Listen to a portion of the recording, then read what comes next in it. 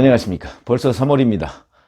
새벽모의 팩트 시작하겠습니다. 지난주에 있었던 유영민 대통령 비서실장과 신현수 대통령 민정수석 비서관과 친문과의 관계들에 대해서 말씀을 드리겠습니다. 과거 사례를 곁들여서 제가 설명을 드리겠습니다. 유영민 대통령 비서실장이 국회 운영위원회에 참석한 게 24일이죠.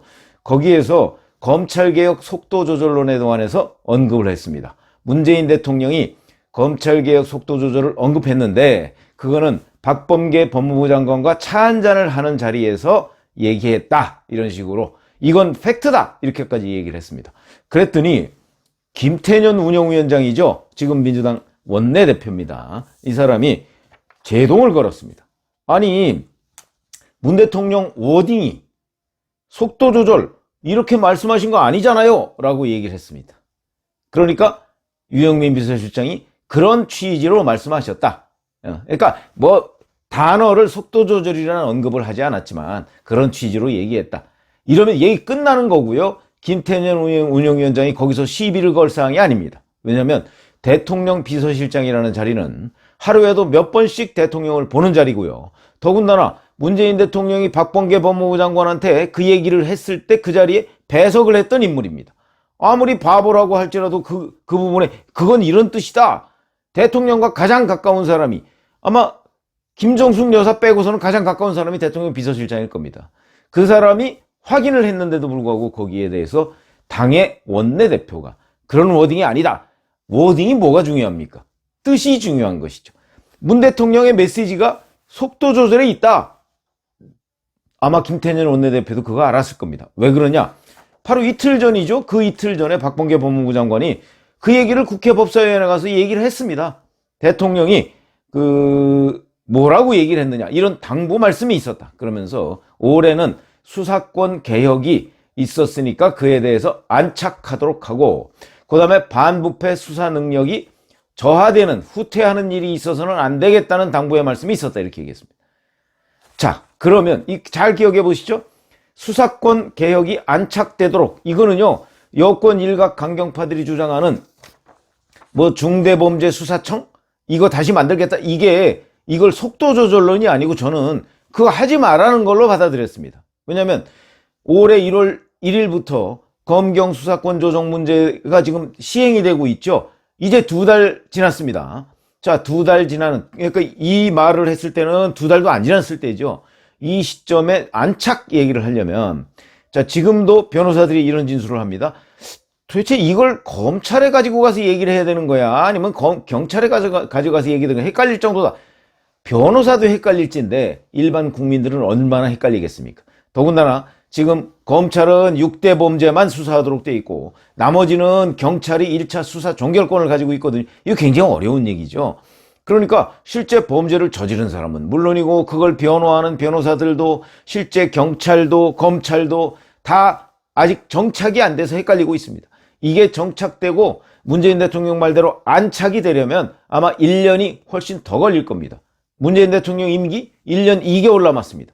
그러면 자기 임기 내에는 중대범죄수사청 같은 거 얘기하지 말라, 이런 얘기입니다. 속도 조절도 아니고 중수청 불가, 이 얘기입니다. 저는 저 같으면 그렇게 해석을 하죠. 당연히 그 얘기 아니겠습니까? 안착 얘기를 했는데. 그리고 더군다나 수사 능력이 후퇴하는 일이 있어서는 안 되겠다고 얘기를 했으니까 공수처 이제 1호 사건도 지금 제대로 못 챙기고 있습니다. 왜 그러냐? 지금 처장하고 차장밖에 더 있습니까? 검사하고 수사관 뽑고 있습니다. 근데 거기가 안착하려고 하면, 왜냐면 검찰 출신이 절반 이상을 채울 수 없게 돼 있기 때문에, 그러면 나머지 절반 정도가 검찰이 아닌 이제 로스쿨 출신, 일반 변호사 출신, 판사 출신 이런 사람들일 텐데, 이런 사람 수사 언제 해봤습니까? 수사가 숙달되게 이루어지도록 하려면 이런 사람들이 적어도 몇 년간 관련 분야에 대해서 숙지를 하고 경험을 쌓아야 됩니다. 안착되려면 몇 년 걸린다는 얘기죠. 이런 얘기인데 그거를 점잖게 표현해서 속도조절이라고 이제 유영민 대통령 비서실장이 얘기했더니 그걸 당의 원내대표가 치받은 겁니다. 아니다, 이런 식으로 얘기를 한 거죠.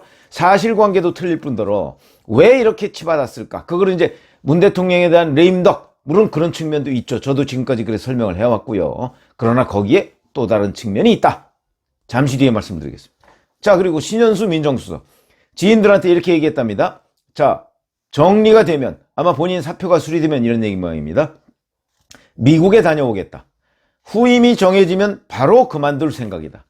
친문들이 나를 조리 돌리고 있다. 나에게 왜 다시 돌아왔느냐? 그렇게 얘기하는 이도 있더라. 이렇게 지인들에게 얘기를 했다는 겁니다.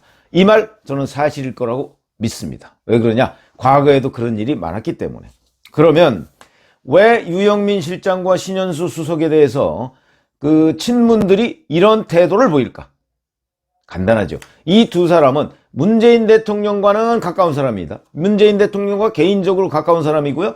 유영민 대통령 비서실장은 그러니까 노무현 정부 때부터 그 LG 출신이니까 노무현 대통령 아들이 LG에 가 있었지 않습니까? 그때부터 노무현 대통령 아들을 챙긴 것으로 그렇게 알려져 있고, 그러면 당시에 대통령 민정수석이 문재인 대통령이었으니까 같이 굉장히 친밀하게 관계를 유지해 왔을 것이고, 그 당시부터 저 문재인 대통령 민정수석 당시에 사정비서관을 한 사람이 지금 신영수 민정수석입니다. 바로 부하로서 데리고 있었기 때문에 또 친하죠. 그러나 이거는 문재인 대통령과 친한 겁니다. 그렇죠? 친문들과는 결이 좀 다른 사람들입니다. 이 두 사람들은. 한 사람은 전문 경영인 출신이고, 한 사람은 정통 법조인, 검사 출신의 정통 법조인 아닙니까? 그러니까 친문들, 운동권에다가 자기네들끼리 형동생 해가면서 사는 친문들하고는 상당히 거리가 있는 사람이고, 여러 가지 면에서 다릅니다. 자, 그런데 그러니까 친문들끼리 자기네들끼리 형동생 하니까 아마 자기네들은 손가락질 할 겁니다. 뭐 저 대통령하고 가깝다고 말이야. 저런 사람이 와서 뭐 대통령 실장하고 뭐야 뭐 민정수석이고 뭐 좋은 자리 자차지야. 아마 돌아서서는 이렇게 얘기할 겁니다. 그거 문재인 대통령이 모르지 않을 겁니다. 그러면 문재인 대통령이 어떻게 해야 되는 것이죠? 이 사람들의 권위를 살려줘야 될 거 아닙니까? 자기가 발탁을 해서 데리고 쓰려면.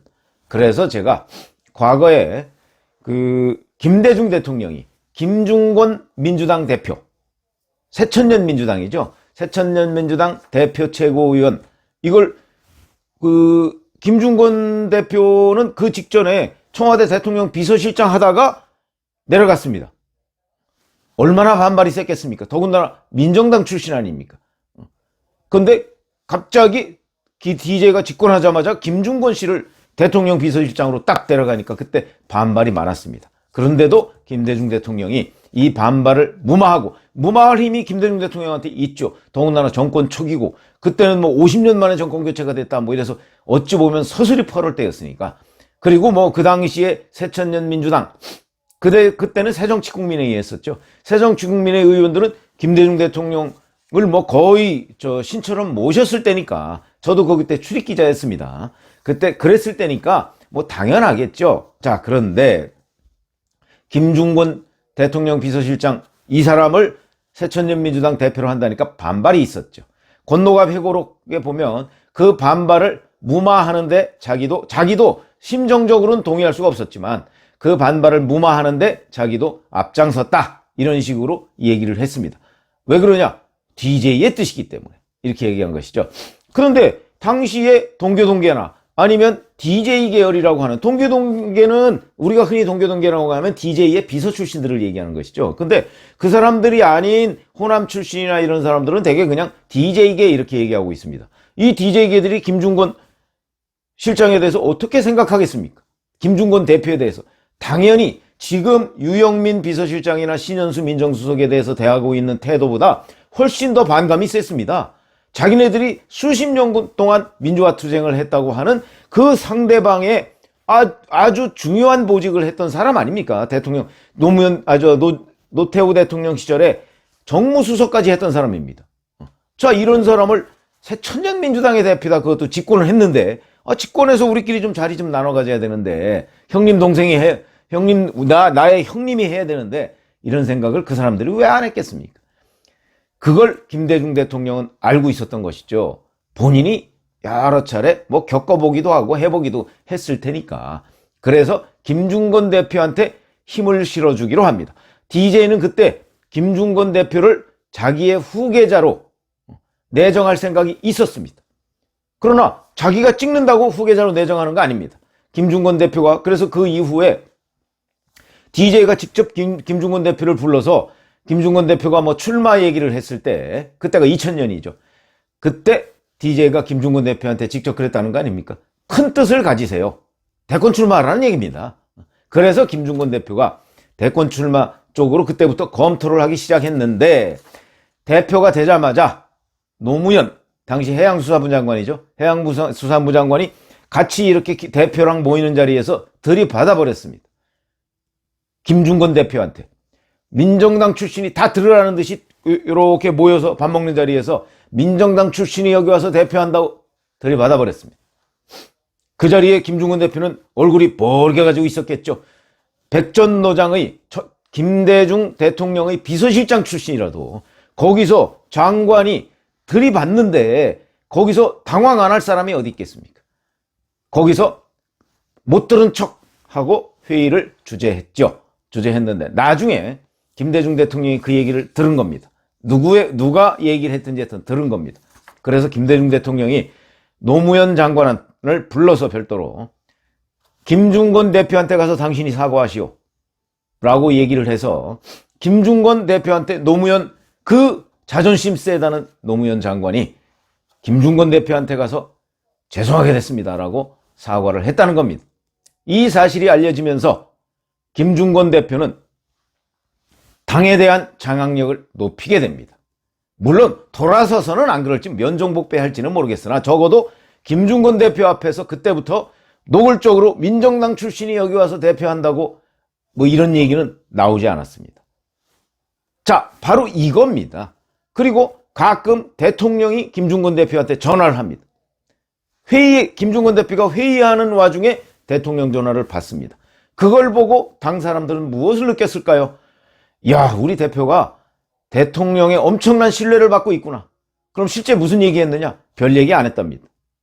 바로 이런 것이 그 당시 동교동계가 김중건 대표한테 호의적, 적어도 겉으로는 호의적일 수밖에 없던 일종의 정치 테크닉입니다. 그러면 유영민 비서실장과 신현수 민정수석의 경우에는 이런 사실을 만약에 당에서 안다, 김태년 원내대표가 유영민 비서실장을 문재인 대통령이 어느 정도나 신뢰한다는 사실을 분명하게 알 때, 그때 과연 운영위원회에서 유영민 비서실장의 말을 자르고 뭐 질책을 하듯이 이렇게 질문을 할 수가 있었을까요?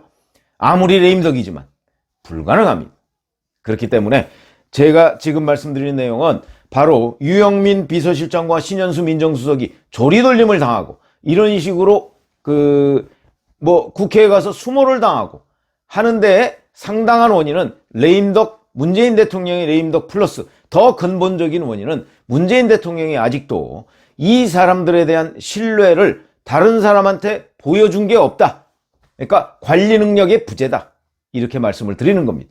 무슨 얘기냐? 만약에 조국 전 법무부 장관이 법무부 장관을 그만두었을 때 문재인 대통령이 했던 거 기억나시죠? 조국에 대해서 마음의 빚이 있다. 이런 식의 표현을 지금이라도 문재인 대통령이 신현수 민정수석이나 유영민 대통령 비서실장에 대해서, 유영민 대통령 비서실장 둘 다 뭐 현직이니까 그런 똑같은 얘기를 할 이유는 없겠죠. 그러나 어찌됐든 간에 청와대의 무슨 회의나 아니면 다른 어떤 장면이나 무엇인가를 통해서 이 두 사람에 대한 무한 신뢰를 보냈을 때 이 두 사람이 과연 국회에 가서 이런 식으로 수모를 겪거나 아니면 친문들한테 조리돌림을 당할 수가 있을까? 절대 불가합니다. 권력의 생리는 그런 게 아닙니다. 그렇기 때문에 지금 유영민, 신현수 이 두 사람, 특히 이제 신현수 민정수석의 경우에는 후임자만 정해지면 난 나가겠다 이렇게 얘기하는 이유는 자기는 그래도 문재인 대통령과의 개인적 관계 때문에 민정수석이 됐는데, 그래서 친문들의 자기네들끼리 형동생하는 그 인너서클에 들어가지 못했음에도 불구하고 내가 민정수석으로서의 역할을 하려면 대통령이 밀어주지 않으면 못하는 겁니다. 그런데 이번 검사장 인사에서 대통령이 자기를 패싱하고 박범계 법무부 장관으로 일을 했기 때문에 이제 박범계 법무부 장관도 신현수 수석 알기를 우습게 할 거고요. 그 다음에 유영민 대통령 비서실장 국회에 가서 김태년 원내대표, 집권당의 원내대표 정도한테 대통령 비서실장이 수모를 당해도 아무런 문재인 대통령의 후속 조치가 없다. 그러면 앞으로 유영민 비서실장은 계속해서 국회에 가서 수모를 당할 것이고요. 신현수 민정수석 나가야 되겠다는 생각을 더 철회할 수가 없는 상황이 될 겁니다. 그거는 결국 문 대통령의 관리 능력 부재다. 그래서 제가 오늘 말씀드린 김대중 대통령이 김중권 새천년민주당 대표한테 했던 그런 방식, 뭐 그런 거 문재인 대통령이 알 겁니다. 그러나 그렇게 하지 않고 있는 게 문제라는 것이죠. 그렇기 때문에 그런 정치 관리 능력 부재, 이 부분을 제가 지적을 해드렸습니다. 감사합니다.